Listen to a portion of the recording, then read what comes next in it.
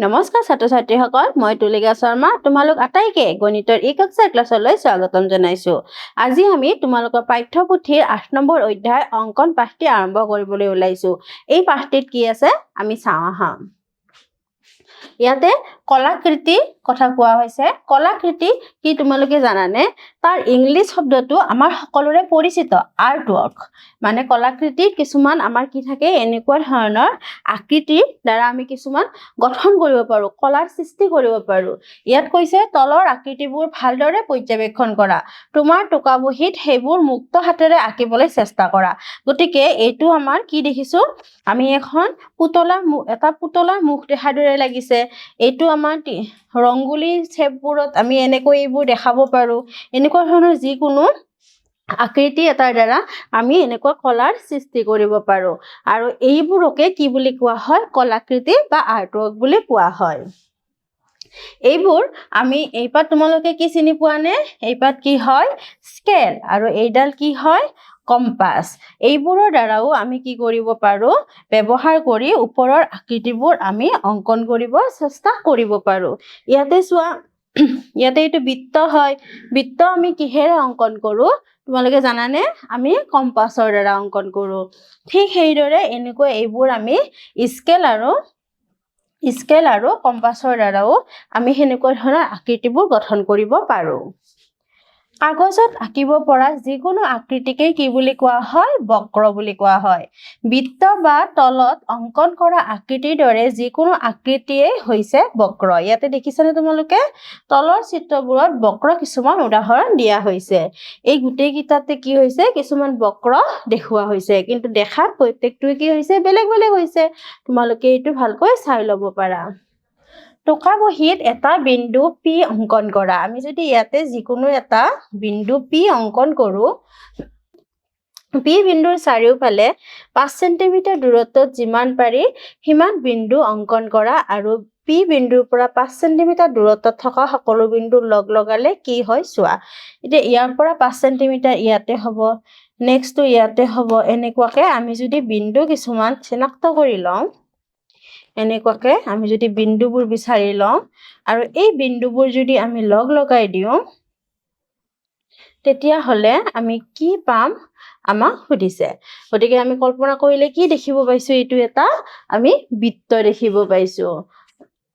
Compass ব্যৱহাৰ কৰি এইটো আঁকিব পাৰিনে? এইটো কেনেকৈ আঁকিব পাৰি আমি এতিয়া চাওঁ আহা। আমি মুক্ত হাতেৰে আঁকিলো, এতিয়া আমি কম্পাছ ব্যৱহাৰ কৰি কেনেকৈ আঁকে চাওঁ। কাষৰ চিত্ৰত দেখুওৱাৰ দৰে কম্পাছৰ জোঙা মূৰটো স্কেলৰ শূন্যৰ ওপৰত, ইয়াতে দেখিছানে? এইটো স্কেলৰ শূন্যৰ ওপৰত ৰাখিছে আৰু তাৰ মূৰটো আমাক যিমানখিনি জোখ লাগে সিমানখিনি লোৱা হৈছে। ইয়াতে যিটো 5 চেণ্টিমিটাৰ দিয়া হৈছে, ইয়াতে 5 চেণ্টিমিটাৰলৈ লৈ যোৱা হৈছে। তাৰ পিছত আমাক কি কৈছে? কম্পাছডাল স্কেলৰ পৰা সাৱধানে ওপৰলৈ উঠাই আনিব দিছে। টোকা বহীৰ P বিন্দুটোৰ ওপৰত কম্পাছৰ জোঙা মূৰটো ৰাখিব দিয়া হৈছে।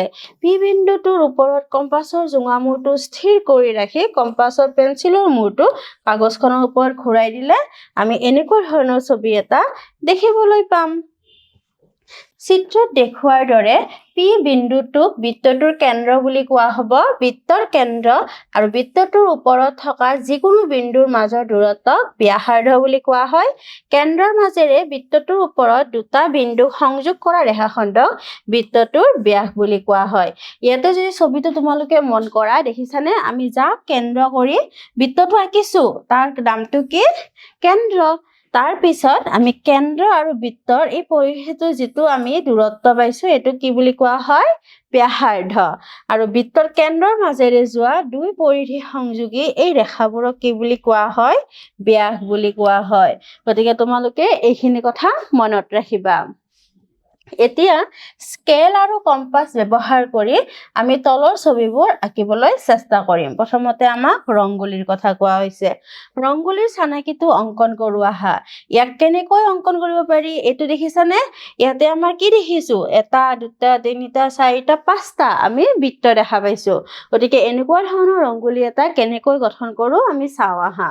প্ৰথমতে আমি ও কেন্দ্ৰ কৰি 3 সেন্টিমিটাৰ ব্যাসাৰ্ধৰ এটা বৃত্ত অংকন কৰোঁ ইয়াতে আমি এনেকৈ লৈ আমি কম্পাছেৰে এইটো বৃত্ত আঁকিব পাৰোঁ তাৰ পাছত পৰস্পৰ লম্ব হোৱাকৈ বৃত্তটোৰ দুডাল ব্যাস আমি এনেকৈ অংকন কৰিলো প্ৰতিডাল ব্যাসাৰ্ধৰ মধ্যবিন্দু ইয়াৰ আমি মধ্যবিন্দুটো চিনাক্ত কৰি ললো লৈ কেন্দ্ৰ হিচাপে লৈ 4টা বৃত্ত অংকন কৰিলো যাৰ ব্যাস মূল বৃত্তৰ ব্যাসাৰ্ধৰ সমান হ'ব ইয়াৰ ব্যাসটো আগৰ বৃত্তটোৰ ব্যাসাৰ্ধৰ কি হ'ব সমান হ'ব তেতিয়া আমি এনেকুৱা ধৰণৰ এটা ৰংগুলি পাই যাম এইবাৰ আমাক তৰংগৰ কথা কোৱা হৈছে এনেকুৱা ধৰণৰ তৰংগ দেখিছানে ইয়াতে আমাক কিমান সেন্টিমিটাৰ দিয়া আছে প্ৰথমতে 2 4 6 12 সেন্টিমিটাৰ তাৰ পিছত আমাক এনেকুৱা ধৰণৰ এটা সৰু তাতকৈ ডাঙৰ এনেকুৱা ধৰণৰ তৰংগ আমি ইয়াতে আঁকিছো ওপৰৰ তৰংগবোৰ কেনেকৈ আঁকে আমি আগবাঢ়ো আহা আমি চাওঁ ইয়াতে কেনেকৈ এনেকুৱা তৰংগবোৰ আঁকিব পাৰি 12 সেন্টিমিটাৰ দৈৰ্ঘ্যৰ এডাল ৰেখা প্ৰথমতে আমি অংকন কৰিছো তাৰ পিছত এবিৰ ওপৰত এটা বিন্দু x এনেদৰে লোৱা হ'ল যাতে ax 2 সেন্টিমিটাৰ প্ৰথম তৰংগটো 1 সেন্টিমিটাৰ ব্যাসাৰ্ধৰ অৰ্ধবৃত্ত হিচাপে অংকন কৰা হ'ল গতিকে এইটো 2 সেন্টিমিটাৰ লৈ তাৰ মাজৰ বিন্দুটো আমি উলিয়াই লৈছো লৈ ইয়াক কেন্দ্ৰ হিচাপে লৈ আমি এটা কি কৰিছো অৰ্ধবৃত্ত অংকন কৰিছো তাৰ পিছত আমি কি কৰিছো দ্বিতীয় তৰংগটো অংকন কৰিবলৈ তোমালোকে y বিন্দুটো ক'ত চিহ্নিত কৰিবা আমি কম যে AB সোঁমাজত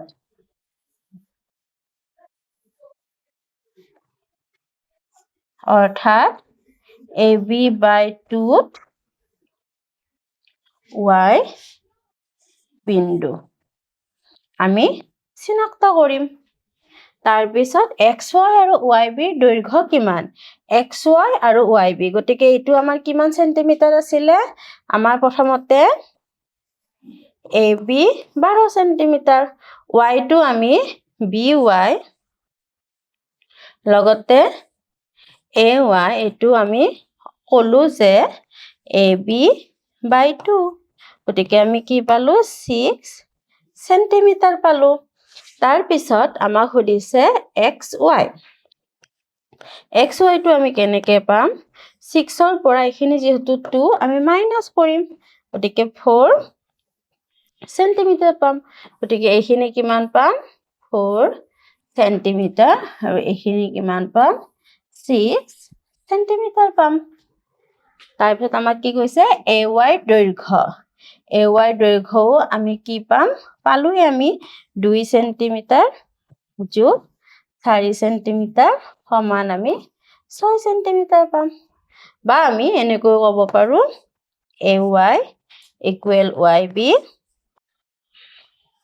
12/2 সেন্টিমিটাৰ গতিকে 6 সেন্টিমিটাৰ পাম আমি এইটোও ক'ব পাৰো বা এইটোও ক'ব পাৰো আমি এনেকৈ মানটো উলিয়াব পাৰো এতিয়া আমি তোমালোকৰ পাঠ্যপুথি কৰি চাওঁ আহাৰ 8.1 ত কি দিছে চাওঁ আহা 10 সেন্টিমিটাৰ দৈৰ্ঘ্যৰ এডাল ৰেখাক আধাৰ হিচাপে লোৱা একে ধৰণৰ তৰংগিত তৰংগ আমাৰ ঢৌ খেলি থকা প্ৰতিনিধিত্ব কৰা দুটা অৰ্ধবৃত্ত তৰংগ সৃষ্টি কৰা প্ৰতিটো অৰ্ধবৃত্তৰ ব্যাসাৰ্ধ কিমান হ'ব আমাক ক'ব দিছে তাৰ কাৰণে প্ৰথমতে আমি কি কৰিম 10 সেন্টিমিটাৰ দৈৰ্ঘ্যৰ এডাল ৰেখাখণ্ড আমি AB অংকন কৰি ল'ম এবাৰ AB ৰ আধা আমি 10ক 2 ৰে হৰণ কৰিলে 5 সেন্টিমিটাৰ পাম হোৱাকৈ বিন্দু এটা আমি C এনেকৈ চিনাক্ত কৰি ল'ম তাৰ পিছত AC বা BC ৰ আধা আমি 2.5 সেন্টিমিটাৰ হোৱাকৈ এটা বিন্দু D আৰু E এইফালে আমি D সিলেক্ট কৰিছো এইফালে আমি E সিলেক্ট কৰিছো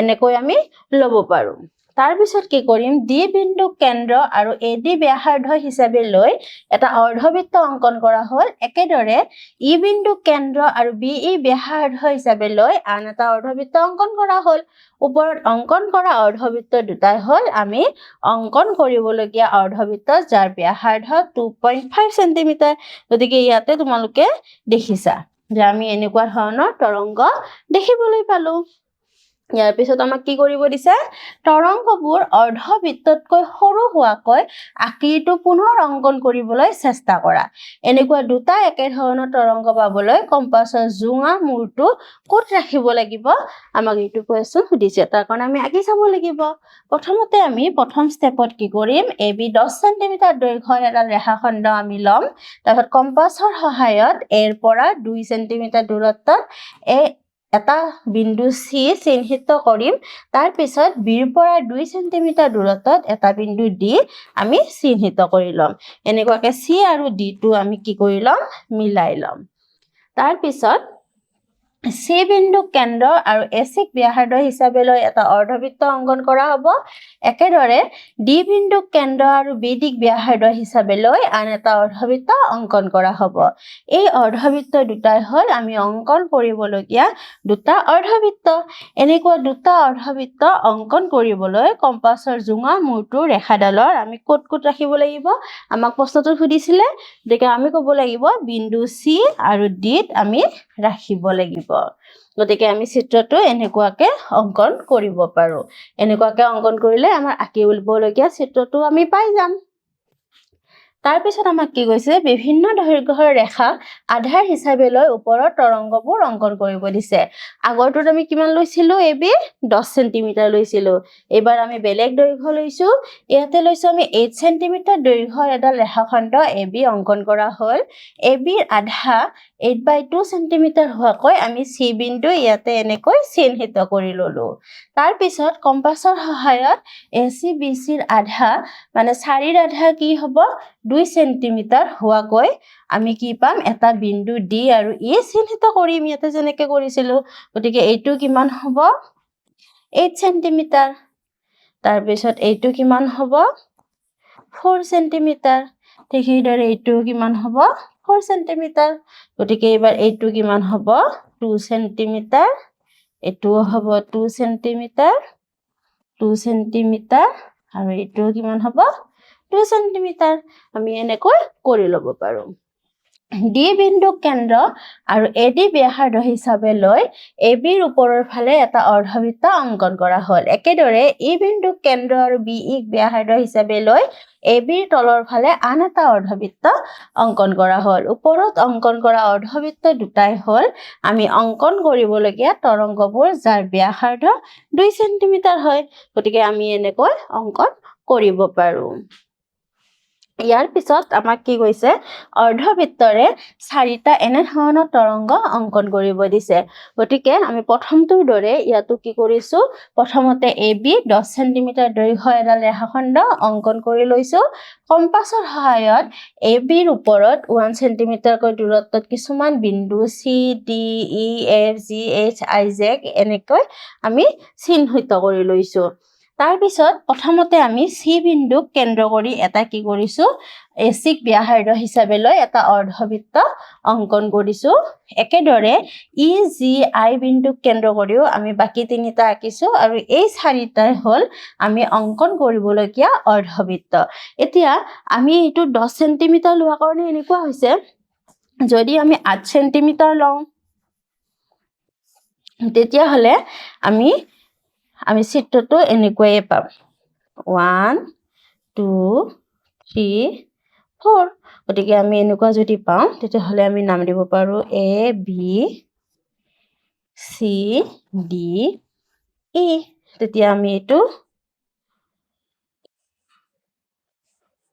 2 cm 2 cm 2 cm আৰু 2 cm কি পাম ব্যাস পাম আৰু ব্যাসাৰ্ধটো আমি কিমান পাম এনেকৈ যদি আমি নাম দিও তেতিয়া হলে আমি এটুত পাম 1 cm 1 cm 1 cm 1 cm গতিকে আমি এইবোৰক যদি নাম দিও এটো বিন্দুক আমি দিব পাৰো E F G আৰু আমি এটো দিব পাৰো H গতিকে আমি কি ক'ব পাৰো যে এই ব্যাসাৰ্ধলৈ এই কেন্দ্ৰ কৰি আমি এটা অৰ্ধবৃত্ত আঁকিলো গতিকে 8 cm ঘাটত আমি এনেকুৱা ধৰণৰ এটা চিত্ৰ পাম হেনেকুৱাকে আমি বেলেগ বেলেগ জোখৰো এনেকুৱাকে আমি তৰংগ অংকন কৰিব পাৰো ইয়াৰ পিছত চোৱা চাকি, এইটো চাকি এটা দিছে, ইয়াতে আৰু এটা আলপনা দিছে। আমি স্কেল আৰু কম্পাছ ব্যৱহাৰ কৰি আগতে যেনেকে ৰংগুলিটো আৰু লগতে আমি কি অংকন কৰিলো, কিছুমান তৰংগ অংকন কৰিলো, সেনেকুৱাকে আমি কি কৰিব পাৰো, চাকি বা আলপনাবোৰো আমি আমাৰ পছন্দ মতে কিছুমান বেলেগ কলাকৃতিও অংকন কৰি ল'ব পাৰো। ইয়াতে দেখিছানে, ইয়াতে এইটো এটা অৰ্ধবৃত্ত, এইটো এটা অৰ্ধবৃত্ত আৰু এইটো এটা অৰ্ধবৃত্ত আমি এনেকৈ অংকন কৰি ল'ব পাৰো।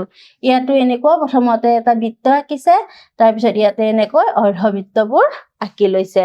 তাৰ কাৰণে আমি কেন্দ্ৰবোৰ চিনাক্ত কৰি ল'ব পাৰো। যদি আধা কৰি লওঁ, এনেকৈ আমি আমাৰ পছন্দ মতে কিছুমান কলাকৃতি আমি অংকন কৰিব পাৰো। এতিয়া আমি বৰ্গ আৰু আয়তৰ বিষয়ে জানো আহা। ইয়াতে বৰ্গ আৰু কাৰ বস্তু কিছুমান দিয়া আছে, আয়তাকাৰ বস্তু দিয়া আছে। এতিয়া এইবোৰনো কেনেকৈ আমি অংকন কৰো। এটা আয়তাকাৰ আকৃতিৰ কথা প্ৰথমতে বিবেচনা কৰো। ABCD হ'ল ইয়াৰ চুকৰ বিন্দু। আমি ইয়াতে দেখিছো ABBCCD দিয়ে ইয়াৰ কি হয়, বাহু হয়। আকৌ ABCD ইয়াৰ কি হয়, কোণ হয়। ইয়াতে চোৱা প্ৰথমতে আমি এইটো আয়ত দেখিছো আৰু এইটো আমাৰ গোটেইকেইটা বাহু সমান, গতিকে বৰ্গ দেখুওৱা হৈছে। কিন্তু প্ৰত্যেকটোৰে আমি বাহু, কোণ আৰু কি পাইছো, চুক কিছুমান দেখিবলৈ পাইছো। ABCDৰ বিপৰীত বাহু, ADBCৰ বিপৰীত বাহু, A সেনেকৈ Cৰ বিপৰীত কোণ আৰু B Dৰ বিপৰীত কোণ। গতিকে চিত্ৰটো চালে আমি সেইবোৰ দেখিবলৈ পাওঁ। আয়ত এটাৰ ক্ষেত্ৰত আমি কি পাওঁ, বিপৰীত বাহুবোৰৰ দৈৰ্ঘ্য সদায় সমান হয় আৰু সকলোবোৰ কোণৰ যোগ 90 ডিগ্ৰী হয়। আকৌ বৰ্গৰ ক্ষেত্ৰত আমি কি দেখিব পাওঁ, সকলোবোৰ বাহুৰ দৈৰ্ঘ্য সমান আৰু সকলোবোৰ কোণৰ যোগ কিমান হয়, 90 ডিগ্ৰী হয়। গতিকে আয়ত আৰু বৰ্গৰ ক্ষেত্ৰত আমি দেখিছো কোণবোৰৰ মাপ সিহঁতৰ প্ৰতিটোৰে 90 ডিগ্ৰী হয়। কিন্তু আয়তৰ ক্ষেত্ৰত বিপৰীত বাহুবোৰ সমান হয় আৰু বৰ্গৰ প্ৰতিটো বাহুৱে কি হয়, সমান হয়। আকৃতিবোৰৰ নামাকৰণ কেনেকৈ কৰা হয়। যদি তুমি আয়ত বা বৰ্গ এটাৰ সীমাৰ কোণৰ বিন্দু এৰ পৰা খোজ কাঢ়িবলৈ আৰম্ভ কৰা, তেন্তে তুমি প্ৰথমে B বিন্দুত উপনীত হবা, তাৰপিছত C বিন্দুত, তাৰপিছত শেষত D বিন্দুত হবা। গতিকে আমি নামাকৰণটো ABCD বা বিপৰীতভাৱে ADCB বুলি আমি কৰিব পাৰো। এতিয়া আমি তোমালোকৰ পাঠ্যপুথি কৰি চাওঁ আহাৰ 8.2ত কি দিছে চাওঁ আহা। ইয়াতে সুধিছে তুমি কাষৰ বৰ্গটোৰ নাম ক'ব পাৰিবানে। এই বৰ্গটোৰ নাম তোমালোকে নিশ্চয় ক'ব পাৰিবা। কি ক'বা, AB, আমি যদি ইয়াৰ পৰা ইয়ালৈ যাওঁ, ইয়াৰ পৰা ইয়ালৈ, ইয়াৰ পৰা ইয়ালৈ এনেকৈ, গতিকে আমি কি ক'ব পাৰো, ABCD বা ADCB। গতিকে আমি ইয়াতে কোনটো অপচন পাইছো, ABDC। গতিকে এইটো নহয়, ABCD এইটো হয়, বাকী কেইটা নহয়। বাকী কেইটা বেলেগৰ পৰা বেলেগলৈ দেখুওৱা হৈছে। গতিকে আমি নামাকৰণটো এনেকুৱাকে কৰি লৈ আমি কি কৰিব পাৰো, আগবাঢ়িব পাৰো। গতিকে তোমালোকে কেনেকৈ আমি বৃত্ত, অৰ্ধবৃত্ত আঁকিব পাৰো, কেনেকৈ আমি বৃত্ত অংকন কৰিব পাৰো স্কেল আৰু কম্পাছ ব্যৱহাৰ কৰি, আৰু লগতে বৃত্তৰ ব্যাস, কেন্দ্ৰ এইবোৰ আমি কেনেকৈ উপস্থাপন কৰিব পাৰো, এইবোৰৰ বিষয়ে তোমালোকে জানিলা। লগতে বৰ্গ আৰু আয়তৰ কিছু ধৰ্ম আৰু নামাকৰণ কেনেকৈ কৰা হয় এই বিষয়ে শিকিলা। আজিলৈ এইখিনিয়ে, ধন্যবাদ।